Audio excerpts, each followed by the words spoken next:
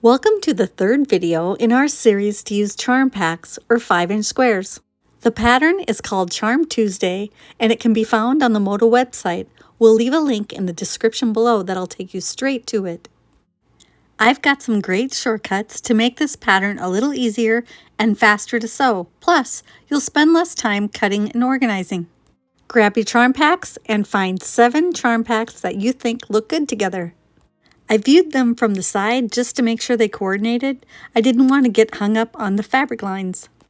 I have 1 charm pack each of Sweet Liberty, Flower Press, Country Rose, Beautiful Blooms, Eyelet, Flower Girl, and Peachy Keen. If you want your quilt top to be made with just 1 fabric line, you could either buy 7 charm packs or get 2 layer cakes and cut them down into 5-inch squares. The first thing you need to do is open and sort the 5-inch squares into piles of light and dark squares. For my quilt top, I will need 104 light squares and 156 dark squares. I'm switching the values from what is written on the pattern because I wanted my quilt top to be darker, more dark than light. First, I found 104 light squares and put them together. Then I worked on finding 104 dark squares. These were the darkest fabrics in the charm packs. After I had found the 104 darkest pieces and set them aside, I started working on finding 52 more dark squares. These pieces ended up being more like medium fabrics, so they were darker than the light pieces, but not as dark as the dark pieces. You definitely want to keep these piles separate from each other. You won't use all the pieces in the charm pack, so you can save the extras in your charm bucket. Before I had opened up my charm packs, I'd actually picked out a version of the quilt that's going to be matching the pattern. So it'll have 156 light pieces and 104 dark pieces. This one will be made completely from fabrics left over from other projects and other charm packs. If you don't have a bucket of leftover 5-inch squares from other projects, you can also cut fat quarters into 5-inch squares. You would need 13 light fat quarters and 9 dark fat quarters to make the quilt top. Or, if you're going to switch the values like I am to make my quilt top, you will need 13 dark fat quarters and 9 light fat quarters. My bucket ended up being mostly dark squares, so I had to supplement the lights with a charm pack that was all lights. Head straight to the sewing machine with the 104 light squares.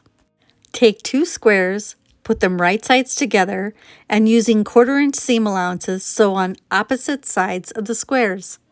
You will sew 52 sets of light squares together.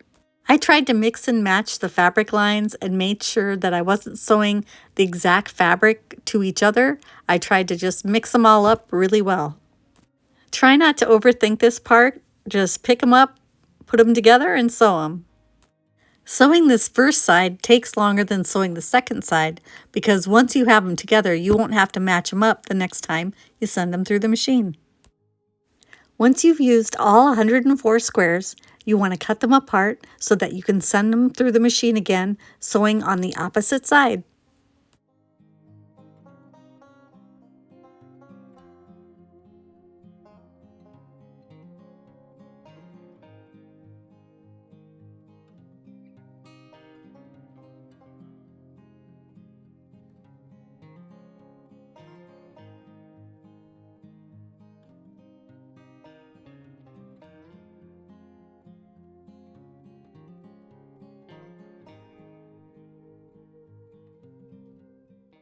Once you have your 1/4-inch seam on both sides of the square, you're going to cut in between the sewn lines.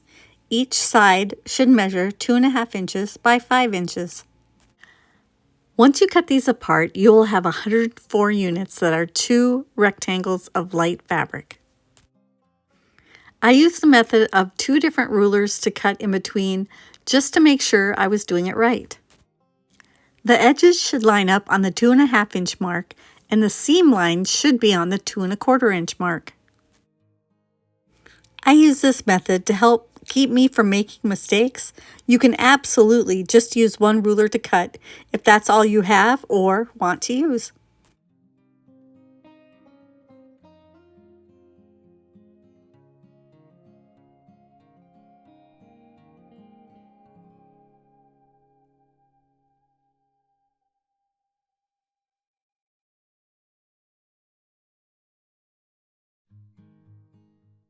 While you are at the cutting table, find your 52 squares of the dark and line them up so that you have little stacks where they all kind of match together.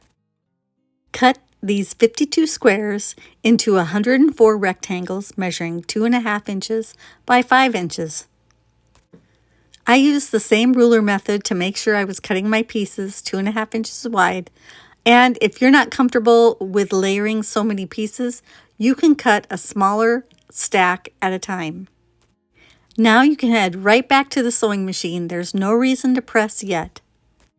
Piece the dark 2.5 inch by 5 inch rectangles to one side of the two light rectangle units. You will make 104 of these units.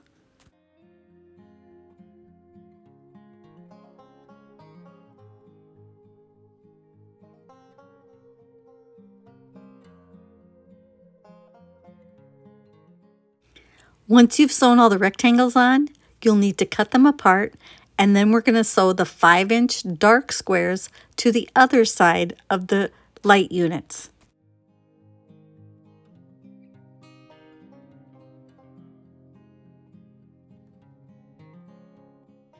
Here's another spot where you want to try not to overthink it too much. Just pick up a square and sew it on. I barely even looked at what I was sewing together. The few times I did notice that I was sewing something that kind of matched each other, I let myself put the square down and pick a different one, but usually I just picked it up and sewed it on. One of the things I like most about this quilt top was that it was all straight sewing. There weren't any triangles to sew or curves to sew, all straight sewing. Once you've sewn all of these units, you have 52 units that have 3 rectangles and 1 square. So it's dark rectangle, 2 light rectangles, and then a dark square. Cut them apart and then stay right there at the sewing machine because we're not going to be pressing yet. We're just going to keep on sewing. Now we're going to sew 2 of these units together. Make sure that you're always sewing a square to a rectangle. I really tried not to get too picky about which 2 pieces I was sewing together. I tried to pick it up just once and sew it to the very next thing that I picked up. Make 52 of this unit. From here on out, if you're ever sewing rectangles to rectangles or squares to squares, stop because something's not right. Once you've sewn all 52, cut them apart, and then we're going to repeat that step. Sew 2 of those units end to end, always making sure that you're sewing a square to a rectangle. We will make 26 of this unit.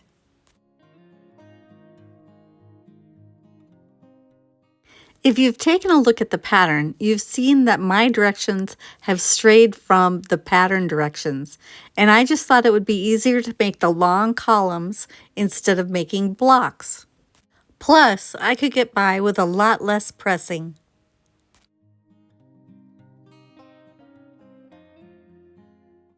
Once you've made all 26, you want to cut them apart, and then we're going to repeat this one last time where you sew rectangles to squares.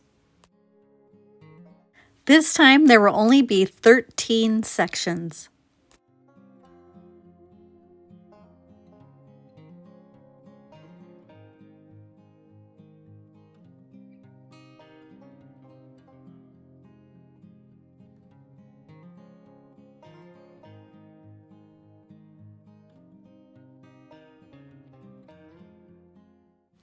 Now that we have all 13 of these sections made, it's time to press. Always start on the end with the rectangle, and we're going to press all the seams in one direction. Press all 13 exactly the same way.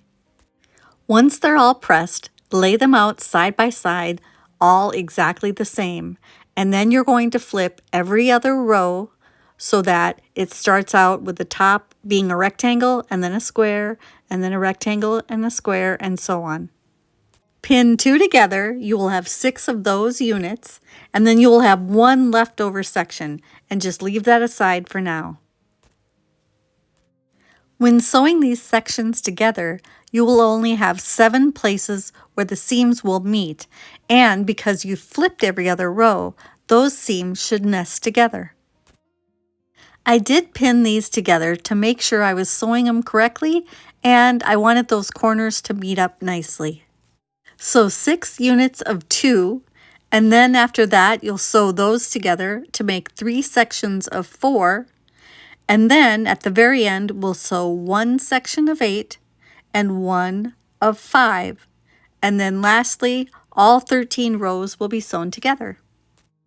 Honestly, I didn't even lay it out before I started pinning it together. I just took 2 of the rows, pinned them together, and started sewing.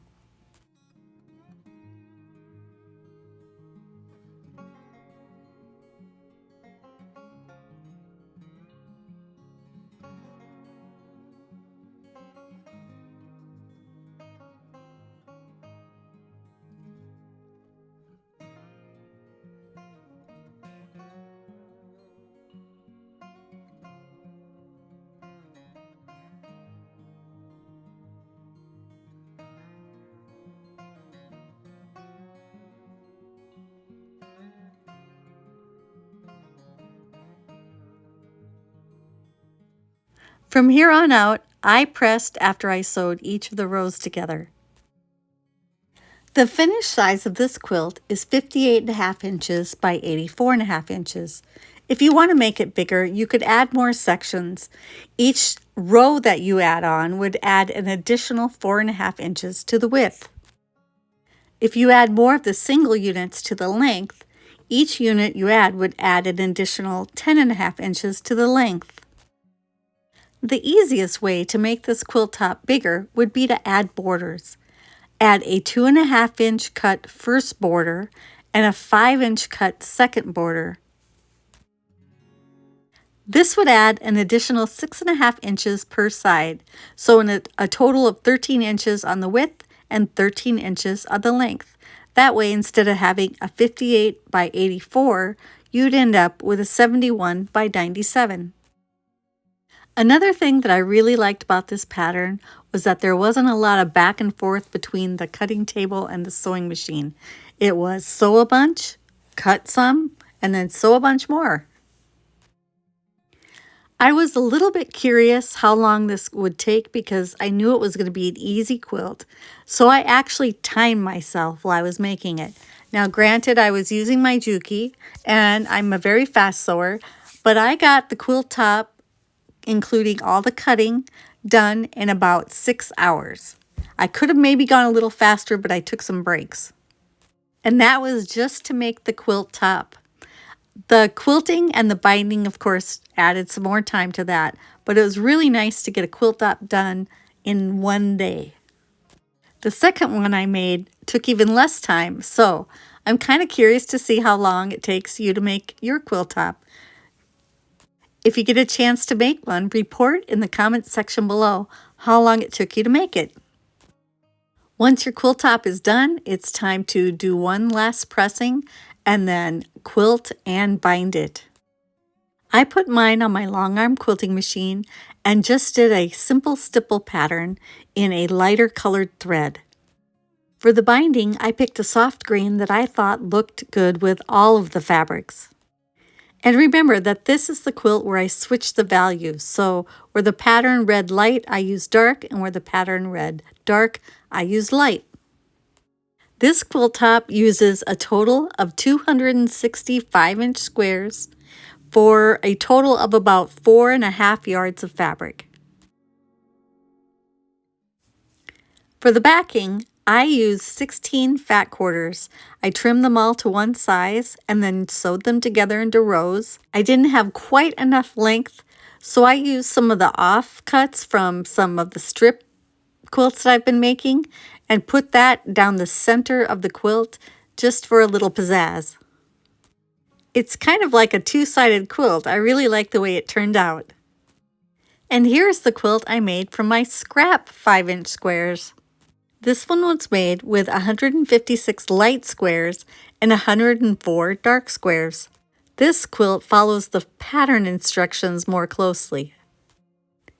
This one was also quilted on my long arm quilting machine, and for this one I did sort of a loop design, so it just has little loops that kind of run through it.